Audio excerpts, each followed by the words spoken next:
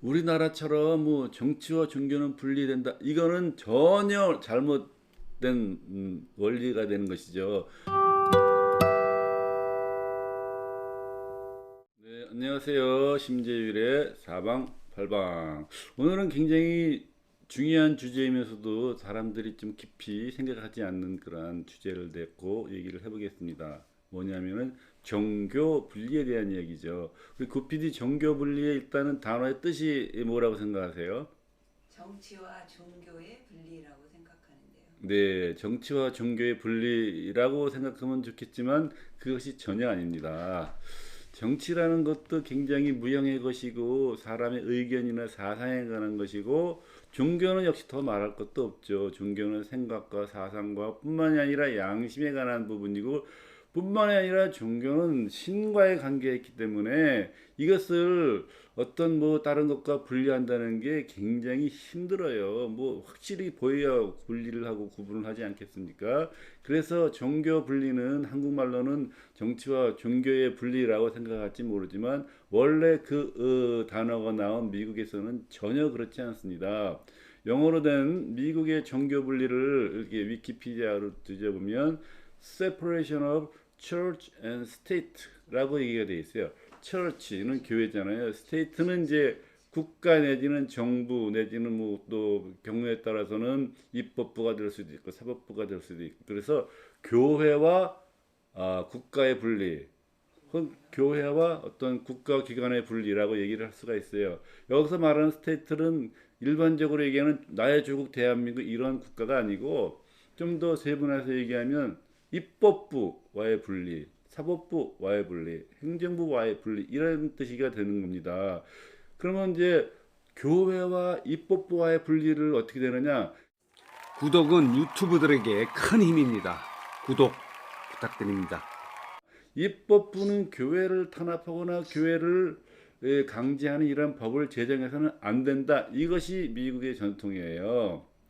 그러니까 국회가 교회에 대해서 이러쿵저러쿵 이래라 저래라 하는 법을 제정해서는 안 된다라는 것이 미국의 전통이고 그렇기 때문에 이제 정광훈 목사도 이렇게 여러 가지 연설하는 과정에 있어서 국회가 무슨 교회에 대한 교회법을 이렇게 침해하거나 방해하는 그러한 입법을 하는 것은 종교 분리의 원칙에 맞지 않는다 이렇게 강력하게 주장하는데 그 전통이 바로 미국의 separation of church and state에서 나온 것이라고 할 수가 있죠.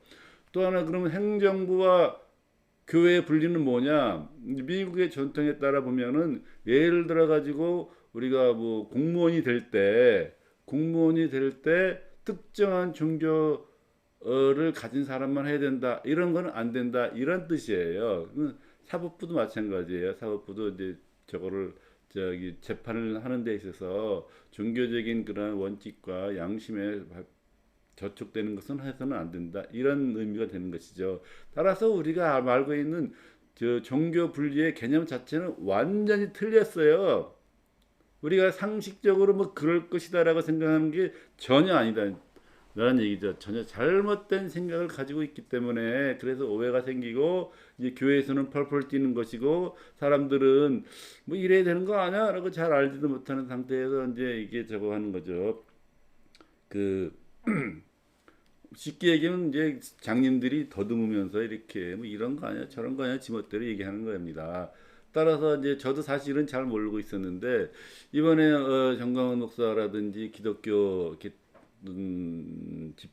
기독교인들 사이에 벌어지고 있는 애국 운동 이런 것을 보면서 야 나도 이 진짜로 대한민국 국민으로서 종교 분리가 뭔지 정확한 좀 이 배경과 출발점을 알아야 되겠다 싶어서 이제 위키피디아를 탁 쳐봤어요.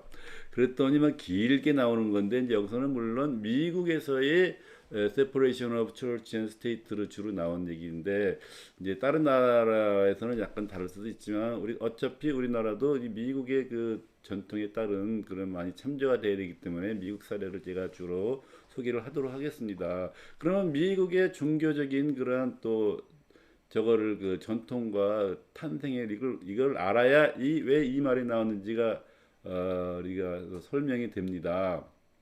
미국이란 나라는 종교의 자유를 찾아서 미국으로 온 사람들이 이 건국한 국가잖아요. 여기서 말하는 종교는 다른 말이 아니에요. 기독교예요. 기독교, 개신교의 전통을 자유를 찾아서 왔어요. 그러면은 이 어디에 대한 어디에 반대하는 그런 종교의 자유냐라는 것이 또 문제가 되잖아요. 그리고 첫 번째로는 가톨릭, 두 번째로는 영국 성공회, 뭐 이런 게 되는 거예요. 쉽게 얘기하면 크게 보면은 그러면은 이제 프랑스라든지 이런 독일 같은 나라에서 가톨릭 그 종교 개혁에 의해서 자기 직접 성경을 보고 하나님이 이렇게 얘기했구나, 성경은 이렇게 나와 있구나 해서 그 성경에 기초해 가지고 신앙생활을 한 사람들이 막 나오기 시작했는데 이제 그것이 개신교도잖아요. 개신교도가 영국에서는 이제 퓨리탄이라고 하는 거고 프랑스에서는 위그노라고 하고 뭐 이런 식으로 이제 약간 이름이 틀려요. 그런데 프랑스의 개신교들이 나왔을 때 그 당시 프랑스의 국교는 가톨릭이었거든. 가톨릭에서 프랑스 그 개신교들을 무자비하게 죽였어요. 엄청나게 핍박했습니다. 그냥 뭐 불에 태워 죽이고 뭐 이렇게 목 잘라 죽이고 고문하고 이런 거 되게 심해요. 엄청나게 심해요. 그 종교 갈등이 같은 기독교 내에서 그 갈등이 되게 심했죠. 그러면 이제 영국 같은 경우는 어떠냐? 영국에서는 또 성공회라는 국교가 있었어요. 성공회, 앵글리칸 처치, 성공회라는 국교가 있어서 또 이 또 뭐 성공회도 일종의 뭐 개신교라고 할 수 있을지 없을지 모르지만 하여튼간에 국교가 있다 보니까 이게 퓨리탄도 또 이렇게 핍박을 한 거지. 야, 니들 이단 아냐 이러면서 이제 기독교 내부에서 분쟁이 생겼어요. 그래서 그 사람들이 미국으로 갔단 말이에요. 그럼 미국 온 사람들이 어떻게 되겠어요? 프랑스에서 온 애들은 또 프랑스 방식대로 하려고 그러고, 영국에서 온 애들은 영국 방식으로 하려고 그러고, 또 네덜란드에 또 네덜란드 개혁 교회가 있었거든. 그 네덜란드 방식의 그 저기 개신교도들은 또 네덜란드 방식으로 하려고 하지 않겠어요? 그리고 이들이 와가지고 미국에 와서 야 이제 정말로 우리의 양심에 따라 성경에 따라 우리 방식대로 좀 제대로 된 예배를 드리고 신앙생활을 하자라고 하면서 이제 여러 가지 의견이 얼마나 많았겠어요. 그죠? 그러면 그 가운데 벌어지는 많은 갈등 중에 하나는 뭐냐면은 우리도 국교를 만들어 미국에 와서 새로운 국교를 수립해야 되겠다 이런 유혹이 있는 거예요. 이런 유혹. 그러니까 이제 성공의 전통을 가진 영국에서는 또 성공회를 우리 그 국교를 만들어야 되겠다 이렇게 생각하는 거고 네덜란드에서 온 개신교도들은 네덜란드 개혁교회를 국교로 만들어야 되겠다 이런 식으로 많이 이렇게 많아 있었어요. 각 주마다 조금 상황이 틀렸어요. 각 주마다. 미국의 어떤 주에서는 실질적으로 그 국교라는 것을 뭐 거의 이렇게 세워서 이렇게 하려고 했고 이러니 그 넓은 땅덩어리에 영국에서 온 애들, 프랑스에서 온 애들, 스페인에서 온 애들, 네덜란드에서 온 애들, 뭐 스위스에서 온 애들 서로 얼마나 각축전이 벌어졌겠습니까? 그래서 같은 기독교, 같은 개신교지만 그 갈등과 이것이 너무 첨예하게 이제 점점 더 세지다 보니까 야, 우리 이래서는 안 되겠다. 그래서 나온 것이 뭐냐면은 국교를 인정하지 말자. 이런 얘기가 나온 겁니다.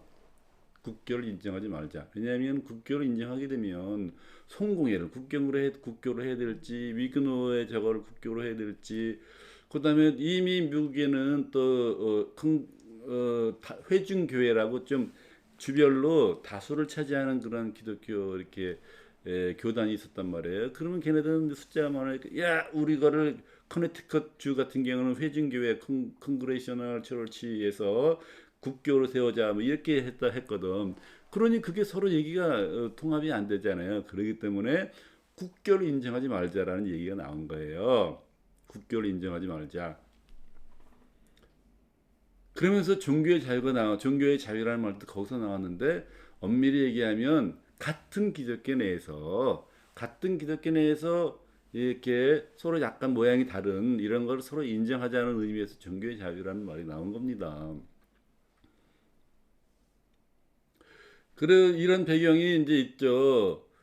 그래서 특히 이제 이 미국에서의 세퍼레이션 오브 처치와 스테이트에서 획을 긋는 그러한 이제 말을 한 사람이 3대 대통령인 토마스 제퍼슨이에요.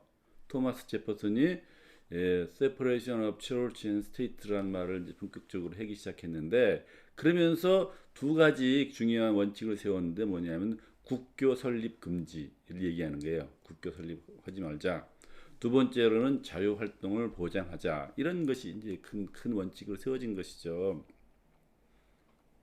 그래서 그 토마스 제퍼슨이 이제 1802년 1월 1일에 편지를 보냈어요. 커네티컷주의 댄버리 침례교 협회에 이제 보냈다는 얘기예요. 그러면서 종교라는 건, 여기서 말하는 종교는 이제 기독교를 말하는 거죠. 종교라는 것은 오로지 인간과 그의 신사에 놓여 있는 문제이며 자신의 믿음이나 예배에 대해서는 내 자신만이 책임진다. 이렇게 얘기를 하는 거예요. 개인의 믿음과 개인의 예배하는 방식을 어떤 뭐 기관이라든지 이런 것이 이래라 저래라 이렇게 해야 된다 저렇게 해야 된다 간섭하지 말라라는 이렇게 선언을 한 거죠, 대통령이. 그래서 또한 뭐라고 얘기했냐면은 정부의 합법적인 권한은 오직 행동에만 영향을 미친다. 행동에만 영향을 미치고 의견에는 영향을 미치지 않는다라고 생각하는 거죠. 그러니까 내가 어떤 행동을 한 거에 대해서는 처벌을 할 수 있지만 내가 마음속으로 어떻게 생각하거나 양심이 어떻게 생각하거나 하는 그것을 국가는 간섭할 수가 없다라고 보는 거죠. 물론 이제 개인의 양심이 이제 도덕적인 관점에서 보면 개인의 양심이 굉장히 중요해요. 의도와 어떤 생각을 가지고 마음속에 증오를 품었다든가 마음속에 분노를 가졌다든가 마음속에 뭐 또 이렇게 음탕한 생각을 했다든가 그러면은 그 종교적으로나 양심적으로 보면은 그런 죄라고 할 수 있지만, 그러나 국가나 사법부나 어떤 행정부에서는 행동에 대해서만 간섭을 해야지 자기가 마음속으로 생각하고 있는 의견이나 양심까지는 그거는 간섭할 수는 안 된다라고 이렇게 본 것이죠. 그러면서 토마스 제퍼슨이 무슨 얘기를 했냐면은 입법부는 국교를 설립하거나 자유로운 활동을 금지하는 법을 만들어서는 안 된다. 이렇게 얘기를 한 거예요. 먼저 입법부를 얘기한 겁니다. 국회에서 국교를 설립하게 하는 그러한 법을 만들거나 교회의 자유로운 활동을 금지하는 법을 만들어서는 안 된다. 이것이 가장 기본이 되는 출발점이 되는 겁니다. Separation of Church and State의 출발점은 입법부는 국교를 설립하거나 자유로운 활동을 금지하는 법을 만들어서는 안 된다. 이렇게 나오는 건데, 아까 처음에도 얘기했듯이 왜 그러면 국교를 설립하지 말자고 했냐.